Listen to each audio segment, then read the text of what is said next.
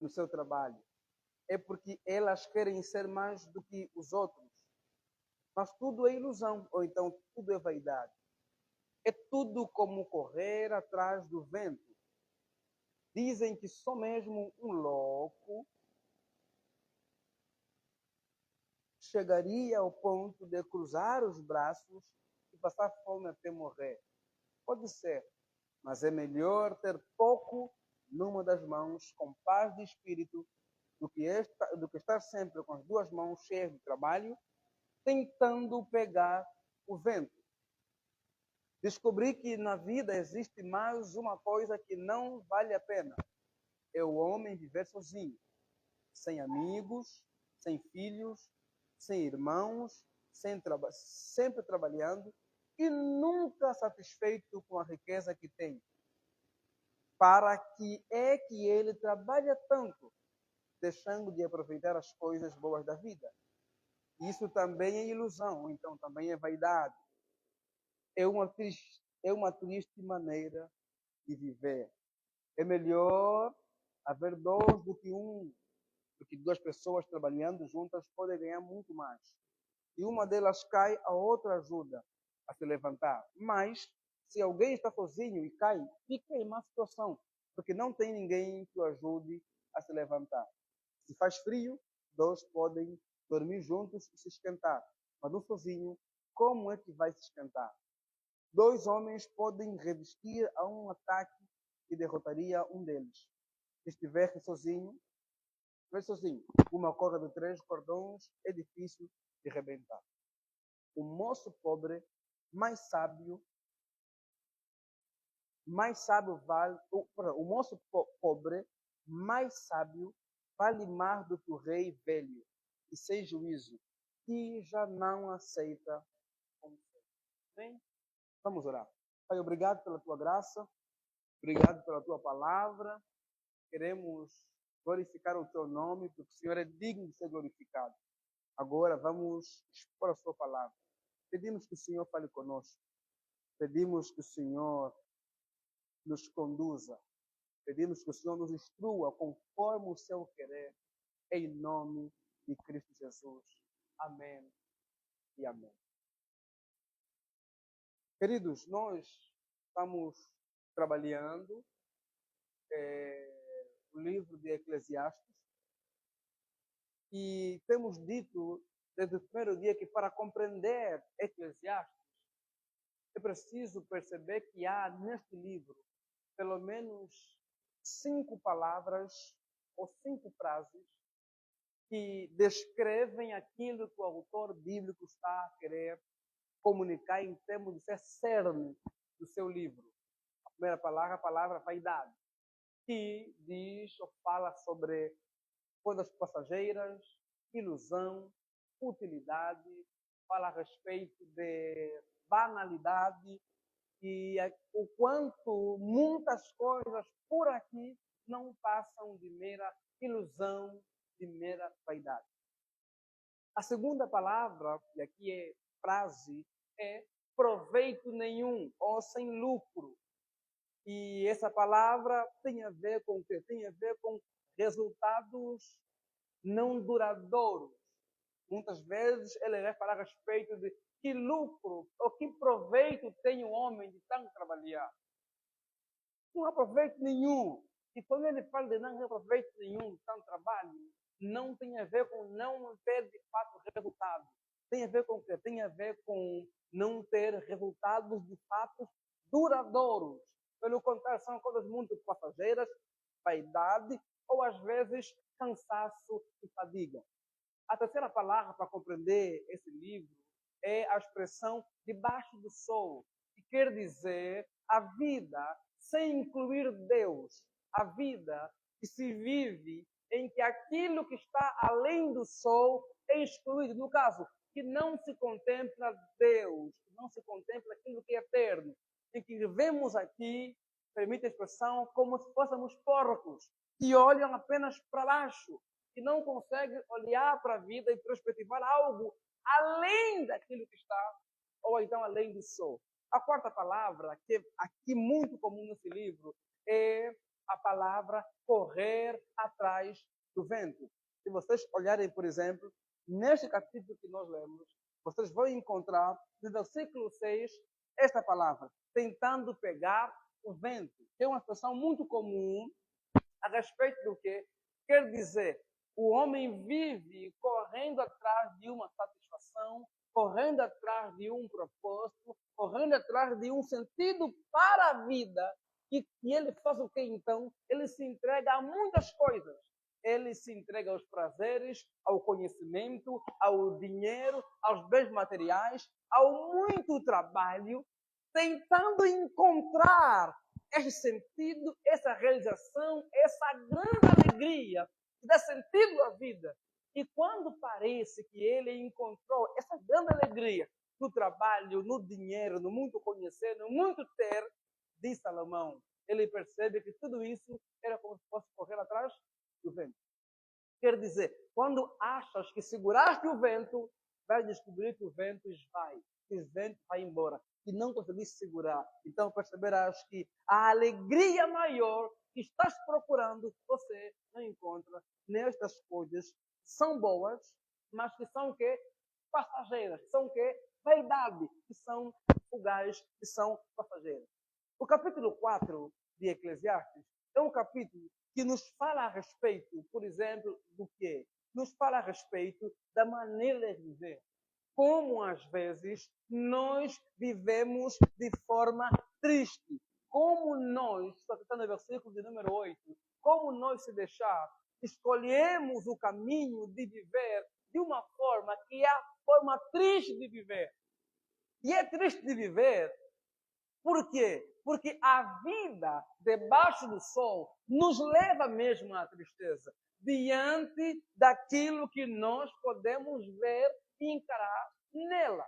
Mas ele também, à medida que vai mostrar os aspectos negativos da vivência aqui, ele está também construindo o quê? O que não deveríamos fazer. Olha, isso é ruim, isso é negativo.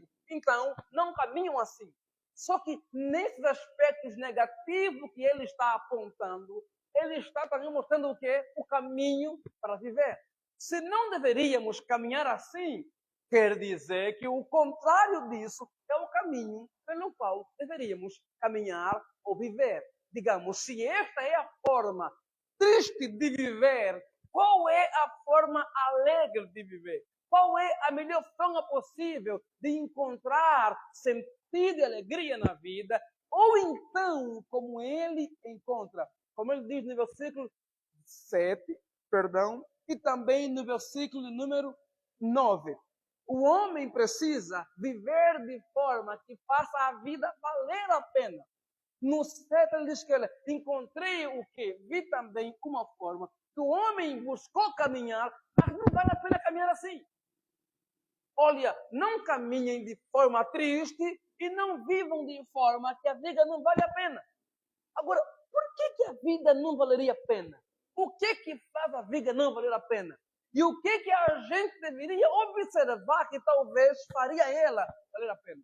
O capítulo 4 de Eclesiastes, geralmente, alguns biblistas trabalham ele como sendo parte de uma sessão que não começa no versículo 1, ao ponto de que há biblistas que entendem que talvez o versículo 17, versículo 16 e o versículo 22, então, 16, 17, 18, 19, 20, 21 e 22 do capítulo 3, talvez não deveriam estar no capítulo 3, mas no capítulo 4, o começo do capítulo 4. Por quê?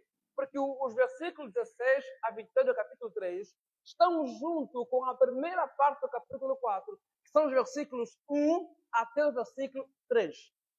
Que falam sobre o quê? Que falam a respeito de Salomão, o autor, observar o mundo aqui debaixo do sol e ver o quê? E ver no lugar da justiça, ver muita injustiça. Digamos, nos tribunais, nos lugares em que deveria existir de fato justiça, lei, dedicação para que haja justiça. O que ele vê? Ele vê o que é injustiça, ele vê maldade. Digamos, Salomão observando a forma como caminhamos aqui, como olhamos, como caminham os homens, o que é que ele viu? Ele viu que nós definimos que teremos tribunais. E nos tribunais espera o quê? Justiça. Mas olhando para o ser humano e a forma como ele viu, o que é que ele viu? Ele viu no tribunal injustiça. Só que mais do que isso, ele não vê só injustiça. Os versos 1 ao verso 3, ele vê também que aqueles que deveriam, quem? Os governantes, governar de forma que cuidassem do povo, de forma que dessem ao povo liberdade, paz, qualidade de vida. O que é que ele viu? Ele viu entre esses injustiça e também viu exploração e também viu opressão. Digamos, ele vê injustiça no lugar de justiça e, além disso, ele também vê o quê? Opressão. O mais pobre sendo oprimido, o mais pobre sendo explorado, e ele então vai agora apresentar algo completamente desesperador. O quê? Não tem ninguém para defender o oprimido. Não tem ninguém que se levante, que possa defender o oprimido. E para piorar, não só não tem ninguém para defender, as pessoas olham para isso, versículo 1 e versículo 2, e fazem o quê? E não mais se sentem mal com aquilo que estão a ver. Não tem indignação. E, portanto, não há ninguém que se levante para fazer o quê? Para ajudar. Quer dizer, não tem ninguém ao seu lado. E vendo essas duas coisas, sabe qual é a conclusão que ele chegou? Versículo número 2. A conclusão que ele chegou é a seguinte. Primeiro, aqueles que morrem são muito mais felizes do que aqueles que estão em vida. Por quê? Porque eles não estão mais a experimentar a injustiça e o peso daqui. A segunda, mas muito mais do que isso, muito mais do que aqueles que morrem, aqueles que não chegam a nascer são ainda muito melhor. Por quê? Porque pelo menos não viram injustiça, não viram infelicidade, não viram opressão. Só que tem um ponto. Porque Salomão está dizendo aqui, não é o mundo ideal. Não é o mundo como Deus criou para ser. É o quê? É a vida. É o mundo debaixo do sol. É um mundo em que Deus não é incluído. Portanto, num mundo em que Deus é excluído, num mundo em que Deus não está presente, não é colocado no cerne, o que é que tende a acontecer? A tendência é que o homem, de fato, viva como o quê? Como aquele que nos tornamos depois do pecado. O que é? Alguém depravado. O que é? Alguém que quer poder, que quer dominar, alguém que, no que depender dele, vai ter uma injustiça. Por quê? Porque é um mundo em que Deus é excluído, Deus é jogado fora, Deus não está presente. Quer dizer, uma equação que não inclui Deus nela, o resultado, a consequência será o quê? Será um mundo de injustiça, um mundo de opressão. Porque foi assim que não só Salomão viu, como também vimos aonde? No nosso mundo. Por que temos muitos corruptos hoje? Por causa da vivência sem incluir Deus no que pensamos, no que sonhamos, no que queremos. Quem é Deus? O ser humano. Quando você olha para o nosso mundo, o que você vê? Você vê gente que usa do poder que tem. Para quê? Para se locupletar e pensar em si e descrever o outro. Por quê? Porque assim é o mundo sem Deus. Por que nós temos corruptos na política? Por que nós temos ladrões que aparecem à meia-noite, matam? Por quê? Porque o mundo sem Deus é um mundo de injustiça, é um mundo de opressão, é um mundo de corrupção, e é um mundo que você olha para ele e fica completamente desesperado. E qual é o caminho? O caminho, então, aqui é Salomão nos mostrando o quê? Eu quero viver fluindo de Deus. As vossas ideologias, os vossos pressupostos, os vossos achismos, não será capaz de os tornar humano o suficiente para conseguir olhar para o oprimido e por ele lutar, para conseguir acabar com a opressão e com a injustiça. E como é que a gente olharia para essa realidade? percebendo que sem Deus não dá. Percebendo que caminhar sem Deus não dá. Percebendo que o mundo, sem o Criador, sem o regente, sem aquele que de fato pode nos tornar a sua imagem, alguém que parece com ele, não dá. Portanto, um mundo sem Deus é um mundo de desesperança. Vale a pena não nascer. É melhor não existir. Porque existir num mundo sem Deus é existir numa jornada que não teremos um fim na injustiça, não teremos um fim na corrupção, não teremos um fim na opressão. Agora, o mundo com Deus, ainda que no presente vejamos injustiça, vejamos opressão, há o quê? Há uma esperança. A esperança chegará o tempo em que Deus estabelecerá o seu reino. Que é um reino de quê? De justiça. Como diz Paulo, o reino de Deus não é comida nem bebida, mas é o que é?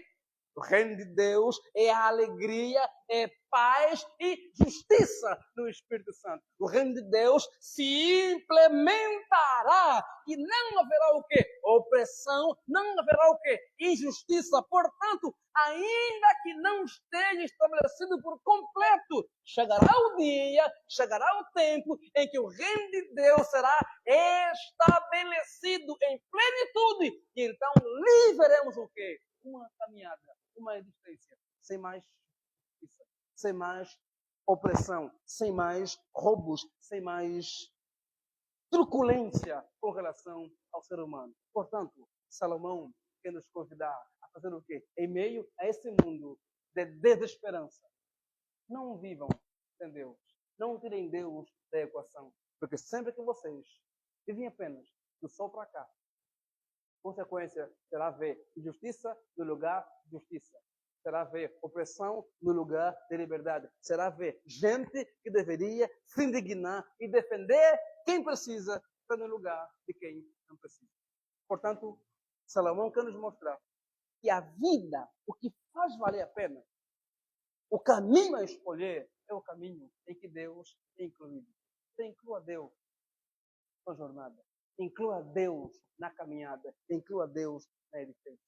Mas quando você lê o verso 4, o verso 5 e o verso 6, Salomão sai da questão da justiça, dos tribunais, e agora vai para algo que pega muito a todos nós. Ele vai agora começar a trabalhar a questão do trabalho.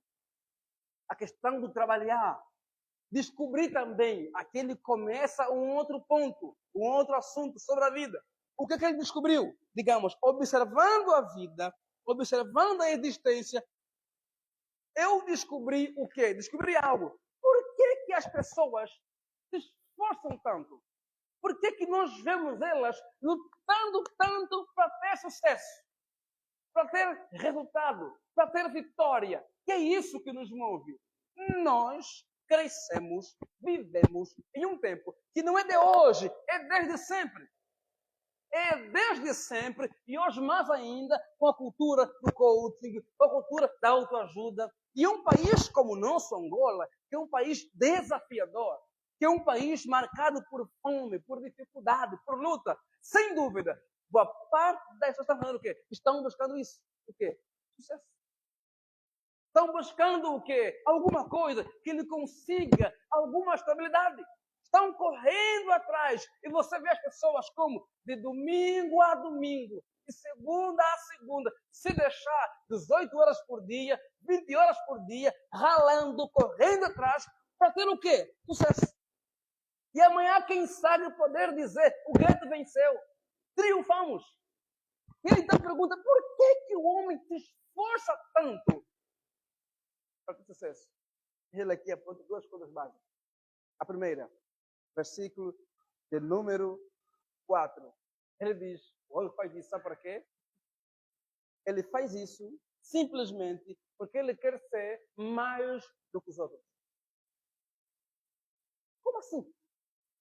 Ele diz que não. O que ele percebeu é que o que leva muita gente a fazer o quê? A viver trabalhando, a viver excessivamente na questão do trabalho, é meramente para quê? Para se mostrar. É meramente algo que tem a ver com o quê? Que tem a ver com o ser humano querer se mostrar melhor do que o outro. Só que ele elenca uma outra coisa.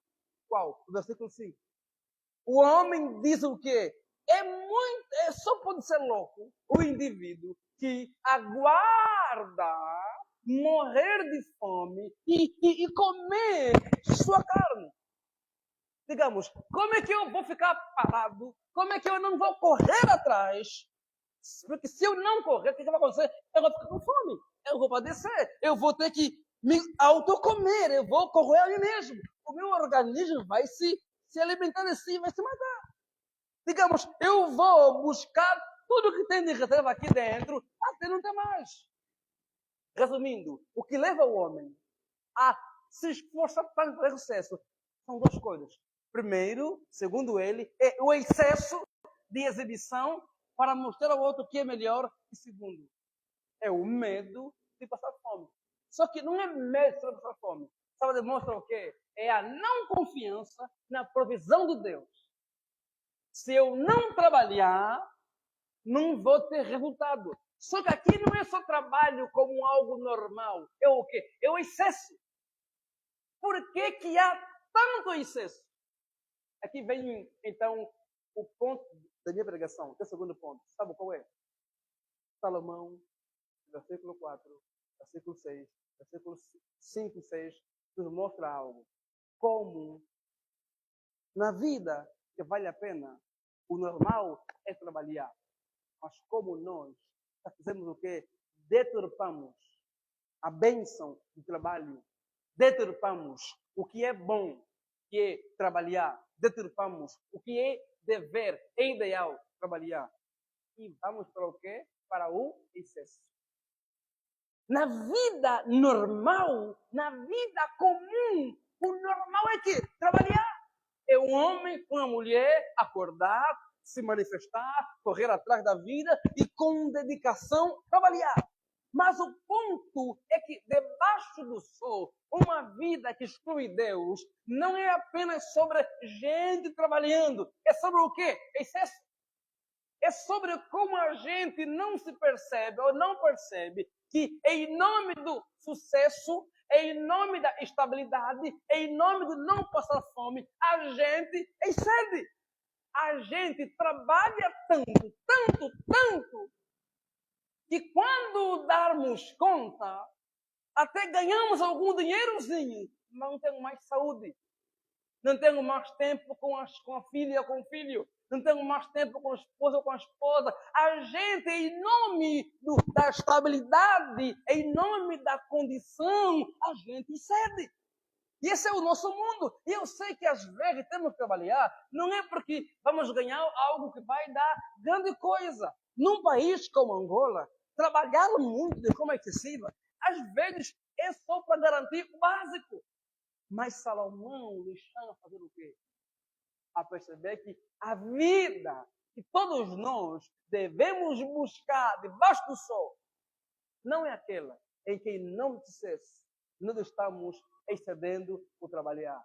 Deveríamos trabalhar, mas não exceder. Deveríamos nos comprometer com o trabalho. Não podemos ser preguiçosos. Não podemos ser gente acomodada, gente que não quer trabalhar, que quer depender dos outros. Mas também não podemos ir para o extremo do quê? Do excesso. Por quê? Porque descanso também é uma bênção divina. Descanso também é um mandamento divino. Portanto, a gente precisa aprender com Salomão o que é? A encontrar um equilíbrio sobre a caminhada, que é trabalhe. Trabalhar é uma bênção. Trabalhar faz bem. Do trabalho vem sustento. Mas não permita que esse mundo ativo, que este mundo acelerado, que esse mundo que nos leva a definir um padrão de vida. Não, o padrão de vida é este. E se eu não alcançar este padrão, eu não vou parar. E quando você dá conta, correu, ou nunca chega naquele padrão, ou então você nunca estará satisfeito. Vejam o versículo de número 6. É melhor o foco numa das mãos, com paz de espírito, do que está sempre com as duas mãos, cheias de trabalho, tentando pegar. Sabe o que quer dizer o quê? Este sucesso que tanto estamos buscando para Salomão é como correr atrás do vento. Então, o que a gente aprenda? Que a gente aprenda a trabalhar, mas a não permitir que o querer alcançar algum sucesso, nos leva a ocupar as duas mãos com tanto trabalho, que nos versículos 7, 8, 9, ele vai explicar que esse tanto trabalho nos impede de fazer. Nos impede de fazer o quê? De conviver com os outros. 2, nos impede de desfrutar do resultado do nosso trabalho. E 3, nos impede de conseguirmos nos alegrar com o que temos. Então, em nome de sucesso, em nome de conseguir algumas coisas, alcançar o status valorizado. Olha, pastor tem que morar no condomínio tal. Olha, o jovem agora tem que ter aquele carro tal. Olha, e a gente fica correndo atrás que nem um maluco para alcançar esse status. Aprendamos com Salomão. Essa é uma forma infeliz de viver. A forma feliz de viver é aquela que eu encontro um equilíbrio, em que eu sei a importância do trabalho, em que eu sou um trabalhador, em que eu sou uma trabalhadora, em que eu acordo, vou trabalhar, eu estou estudando, estou fazendo as coisas, eu estou trabalhando, mas eu não me deixo ir para o excesso. Para a corrida é que extrapola a sanidade mental. A corrida que me leva a correr tanto que eu não consigo mais curtir minha esposa, curtir minha filha, que eu não consigo mais ter um dia na semana, algumas horas, em que eu paro para estar com eles, desfrutar, descansar, ou pelo menos desfrutar da comida, que é resultado do meu trabalho. Eu sei que existem momentos na caminhada que demandam a correria maior do que a normal. Vou dar um exemplo. Vou casar. Vai casar o quê? Vai ter que correr que nem um doido.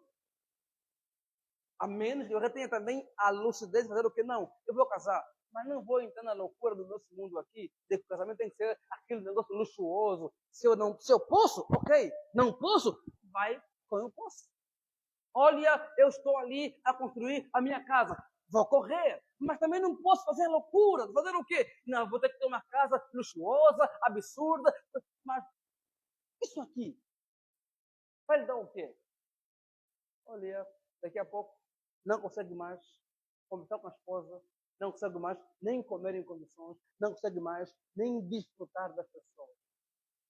A maneira feliz de viver, sabe qual é? É aquele que há equilíbrio. É aquele que eu tenho consciência que eu preciso trabalhar, mas eu não me levo para a inclinação do meu coração, que quer apenas ganhar dinheiro, ter sucesso, para mostrar que eu tenho, ou para me tornar autossuficiente, dizendo, eu vou ficar sem comer, eu é quem sustento. Mas aprender a confiar na provisão divina. Sim, Deus provê do meu trabalho, mas quando eu trabalho de forma excessiva, eu não estou dizendo o quê? Que eu quero apenas alcançar sucesso para mostrar para outros, ou então porque eu não confio em Deus. Então eu me cedo e como consequência, eu não desfruto do meu resultado do trabalho, eu não desfruto das pessoas e eu vivo ocupadíssimo. Tão ocupado, correndo atrás de algo que eu nunca alcanço. Jesus nos chama e olhamos para a vida e escolher a maneira feliz. Não deixe de trabalhar. Não deixe o trabalho de conquista. Não deixe o trabalho que roube de algumas coisas. Se isso acontecer, a base disso, sabe qual é?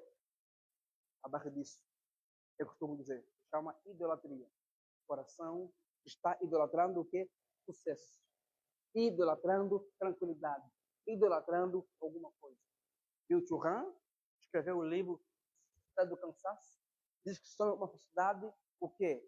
Com mais condições financeiras, com melhores escolas, com mais informação, com mais trabalho, Nós vemos uma geração que está melhor do que a passada, tendo muita coisa do melhor. Então, apesar disso, se temos tudo isso, ele diz, deveríamos estar muito melhor. Mas ele diz, estamos, sabe o quê? Mais cansados, mais ansiosos, mais depressivos, mais frustrados, mais insatisfeitos. E a resposta dele para o porquê disso é porque nós estamos muito acelerados, muito ativistas, é muito trabalho e muito desconectados. Eu costumo dizer, até isso que ele menciona, para mim como pastor, não é a causa, é consequência. Porque a causa, qual é a causa do tanto trabalho, do trabalho excessivo? Qual é a causa dessa busca frenética por satisfação, por resultado? A causa é um coração idólatra, é um coração que fez do sucesso aquilo que lhe prometeu algo que só Deus pode dar, que fez da estabilidade, que fez do padrão definido na sociedade, na família, na igreja, a sua busca absurda para alcançá-lo, que se não alcançar, viverá infeliz. É o coração inclinado à busca de realização, satisfação, felicidade naquilo que não pode lhe dar. É o coração que se rendeu à promessa. O sucesso, o dinheiro, o trabalho, de encontrar uma felicidade. Na verdade, não pode dar. Somente Deus pode lhe dar isso. É disso que devemos lutar para encontrar um equilíbrio. Trabalhar. A terceira coisa que Salomão nos mostra aqui, sabe qual é? O versículo número 5 fala do homem que está onde? Que está ali dizendo, olha, eu sou mesmo um homem maluco, não, que poderia cruzar os braços e passar fome até morrer. E outro extremo. Tem o extremo de quem faz o quê? De quem trabalha e se excede pelo sucesso. E tem o extremo de quem faz o quê? De quem, sabendo que há necessidade de descansar, vai para onde? Vai para a preguiça. O trabalho é um dever, é uma bênção, e o homem vai para o extremo do quê? Do excesso. Descansar é uma bênção, é um dever, e os homens vão para onde? Para o extremo do quê? Da preguiça. Assim como não podemos ir para o extremo do excesso, também não podemos ir para o extremo do quê? De cruzar as mãos e esperar o quê? Que a gente morra de fome ou então que outros nos alimentam.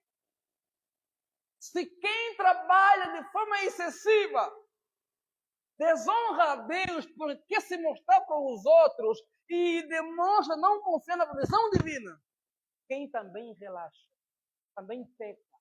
Por quê? Porque ele está desobedecendo o mandamento do trabalho e está indo para o pecado capital da preguiça, da acomodação, do viver descansado, do viver dependente, do viver sem se movimentar. E o cristão é chamado a fazer o quê? A ser alguém que trabalha e descansa. Mas não é chamado a ser alguém que descansa ao ponto de transformar o descanso em preguiça. O ser humano, debaixo do sol, ele é tendencioso, ele é tentado a transformar trabalho em excesso e descanso em preguiça. Não. A vida que vale a pena é aquela em que eu tenho consciência. Eu preciso trabalhar. E encontrar um equilíbrio entre trabalhar e descanso. E nunca entre o excesso e a preguiça. O excesso do trabalho e a preguiça não devem fazer parte da nossa linguagem do dia a dia. Mas nós, como seres humanos, somos tendenciosos a fazer o quê? A ir por esse caminho. E o Senhor nos diz, sabe o quê? No versículo 7. Esta não é a melhor maneira. E então ele agora vai elencar um outro elemento fundamental aqui. Versículo 7 até o versículo de número 9. Quando vai dizer que ele viu que uma das formas que não vale a pena viver, diz ele, é viver o quê? Sozinho. Caminhar sozinho. Sem amigos, sem filhos, sem irmãos, sempre trabalhando. Olha, aqui são as consequências do trabalho que faz com a gente às vezes. Nos roubos das pessoas. Mas o ponto não é esse. É que do versículo 7 até o versículo de número 9, 9, 10, 11, 12, ele fala do quê? Do quanto é muito melhor ter gente em nosso entorno, ter gente perto de nós, nos relacionar, ter amizade, ter filhos, ter irmãos, ter amigos, porque é melhor dois do que um. Porque é melhor uma corda dobrada do que uma isolada. Porque é muito melhor poder caminhar com alguém em tempo de frio e ser aquecido, porque os dois se aquecem. Em meio a perigos, dois podem lutar contra um animal pesado e conseguirem vencer. Se um cair, o outro levanta. Mas aqui está outro elemento. Por causa, às vezes, do excesso de trabalho, que tem a ver com o coração idólatra, e também aquilo que é o pecado que nos tornou individualista. A gente faz o quê? A gente vive sozinho. A gente se fecha no nosso mundo e a nossa vida vira o quê? Trabalho, trabalho, trabalho, trabalho. E não conseguimos nos relacionar com as pessoas, como filhos, como irmãos, como parentes, com os amigos. Não conseguimos ter tempo. Não conseguimos lutar e organizar nossa agenda e incluir gente na nossa agenda. A nossa agenda qual é? É trabalho. E como cristão, às vezes, é igreja também. É trabalhar, ir à igreja. E ir à igreja é o quê? No culto. Não tem contato com as pessoas. E vir à igreja é se deixar todos os dias. É na quinta-feira, é na terça-feira, é no domingo, é no sábado. Tem igreja que tem culto de segunda a sexta, de terça a domingo. E a pessoa vive como? Trabalhando das 6 às 18 e fechado na igreja. Faz o trabalho para a igreja das 18 às 21, chega em casa, rebentado, come improvisadamente, faz o que depois? Depois descansa um pouquinho e 5 horas acordou para quê? Trabalho. Ele vive assim. Você pergunta, você tem contato com quem? Você fala com quem? Você conversa com seus amigos? Você tem tempo para estar com as amigas, com os irmãos, com a família? Você consegue estar num dia, numa praia com seus amigos? Você consegue, num dia, estar talvez na casa do teu pai, da tua mãe, com os amigos, brincando, rindo, ou na tua casa, sem ir à igreja, sem trabalhar, e ali curtindo? A resposta é não. Salomão diz, não, isso aqui é uma forma infeliz de viver. Façam o quê? É melhor relacionar. Não vivam só trabalhando e não permitam que isso vos roube das pessoas. A vida boa, a vida feliz, a vida que vale a pena é aquela em que nela tem gente. É aquela em que nela nos relacionamos. É aquela em que nela podemos nos encontrar entre amigos, ou num shopping, ou numa praça, ou num lugar que você vai aqui, encontra aquelas barraquinhas aqui bagunçadas, mas sentam ali 5, 6, comem, conversam, riem. A vida é isso. Porque se for para trabalhar, igreja, igreja, igreja, igreja, e você não consegue nem ter tempo para você e para os outros. A vida que vale é aquela em que nós nos relacionamos. É aquela em que nós conseguimos desfrutar dos amigos. É aquela em que entendemos que, apesar de trabalhar e conseguir algum dinheiro, a vida que vale é aquela em que eu fico desprendido com pessoas. Olha, nosso país e o nosso evangelicalismo é tão podre que se fala em envenenamento. Se fala em, olha, toma cuidado, você sabe cuidar com as coisas ali para ele envenenar. Olha, isso aqui demonstra nossa decadência. O normal é podemos andar com tranquilidade, chegar na casa do ar, do bem, do céu, e comer, e beber, desfrutar, estar junto. Irmãos, não permitam, pelo amor de Deus, que a igreja vos roube das pessoas. Da tua família, do teu irmão, da tua mãe, do teu primo. Se a tua igreja tem culto 5, 6 vezes, não vá todos os dias. Vá 2, 3 dias. Ou dia, faz o quê? Seja com gente, porque a vida que vale a pena é aquela em que eu me relaciono. Aquela em que eu consigo tempo para estar com o Seymour, estar com a Sandra. É aquela em que o Seymour, que tem 5 anos, fala, papai, você fala com muita gente, papai. Não é de falar contigo. Papai, está muito no telefone, papai, também. Deixa eu com o telefone, quero estar falando com o papai. É aquele em que eu consigo sair com o sangue para andar de bicicleta. Como ele diz, para conhecer o bairro, para conhecer ali as ruas, para sair e jogar uma bola com ele. É fundamental. Porque se você viver apenas trabalho, e não consegue nem desfrutar do trabalho, você está a caminhar como quem não entendeu. Está a caminhar uma vida secular. Agora, a vida que Deus quer para nós, que Deus nos criou para ser, é uma vida relacional. É uma vida em que o outro importa. É uma vida em que, mesmo sendo tentado a ficar no meu quarto, no dia de folga, falar, não, agora eu não vou sair, vou descansar, não. Vou ficar, não, eu até descanso. Mas vou dar um jeito. Com os teus amigos, para comer, para conversar, para pensar, para saber como estão as coisas e nos relacionar. Minha esposa e eu, e ela, um pouquinho mais do que eu, temos dizendo, não queremos ser as pessoas da igreja e na igreja. Tudo se resume à igreja. Eu preciso ter outra canção.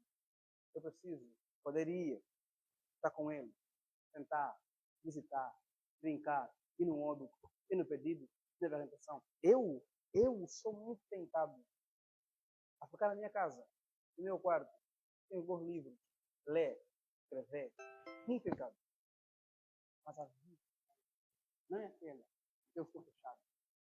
Aquela que eu me fecho, tenho que trabalhar, tenho que produzir. Mas é aquela que tem gente. Está onde?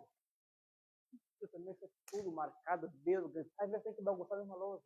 Ah, mas não está no projeto, não está. É, a vida é assim. Não programa, não é nem precisa programar. Vai! Não esteja como Lázaro, que está em Luanda, já há 5 meses, mora na ilha de Luanda, é só sair do quintal. A ilha quintal, eu nunca fui na praia aqui ainda. Não, vai curtir a praia. Vai. A vida que vale a pena é aquela que tem gente. Por quê? Porque se você viver só para trabalhar, só para ir para a igreja, só para... Você está escolhendo o caminho o quê? Cristo. Um outro ponto aqui, quero pensar com vocês, é como versículo de número 13 aponta para o moço pobre, sábio, ele é melhor do que o rico ou o rei, que é tolo, sem juízo, porque ele não aceita. O moço pobre é sábio, mas ele sabe por quê? Porque ele aceita conselho. Olha, a vida aqui, a gente precisa aprender a ter gente que fala conosco. Não viva só por você. Tenha gente que fala no teu coração. Ouça pessoas. Dê ouvido a outros. Permita que outros. E aqui outros não é qualquer pessoa. Outros aqui não é qualquer discurso. É gente coerente. É gente que quer nosso bem. Permita que existam pessoas que falem para você, que aconselham você, que você ouve com atenção, e ainda que não colocarem em prática o que estão a falar, pelo menos estão lhe sugerindo caminhos possíveis. Nessa caminhada por aqui, o que vale a pena é caminhar como gente sábia, e gente sábia, ainda que pobre, é gente que ouve conselho. É gente que o que os outros falam, ainda que não coloca em prática, reflete, reavalia, repensa, para um pouquinho, analisa, e depois, quem sabe, decide. Você pergunta, quem fala no seu coração? Quem você de fato dá ouvido? Dá ouvido, não fazendo de conta, não fingindo que está a ouvir, mas ouvindo para acatar, ouvindo para praticar, ouvindo, porque é bom ter gente que fala. Nós estamos sentados no mundo debaixo do sol, a ver o mundo sem esperança. Nós estamos sentados debaixo do sol, a extrapolar na questão do trabalho. Nós estamos tentados a levar a preguiça em meio a importante descanso. Nós estamos tentados a exceder na busca por algum sucesso e perder o contentamento. Estamos tentados a caminhar de forma individual em meio a sermos relacionais. Estamos tentados a não ouvir ninguém. Não faça isso. Aprenda a perceber que sem Deus só há de esperança. E onde haverá justiça de fato plena, no reino de Deus. Aprenda a olhar para o quanto é importante trabalhar, mas aprenda a descansar. Aprenda a descansar, mas não vai para a preguiça. Aprenda a sonhar a desejar coisas grandes na vida, mas não permita que isso rouba de você o contentamento, a alegria do que tem, tendo paz com o que tem. Queira ter tempo pessoal, sozinho, de solitude, de qualidade, apenas você com você, apenas você e Deus. Tenha tempo para isso, mas não viva privado em si mesmo. Não viva no teu mundinho. Se relacione com outras pessoas. A vida que vale é aquela que tem gente no seu entorno. Por fim, não permita. Você viva sem ouvir ninguém. Deixe que outros falem em seu coração. Dê ouvido a outras pessoas. Aprenda a caminhar como gente sábia. Gente sábia ouve. Bem, só coloca aí por gentileza em nome.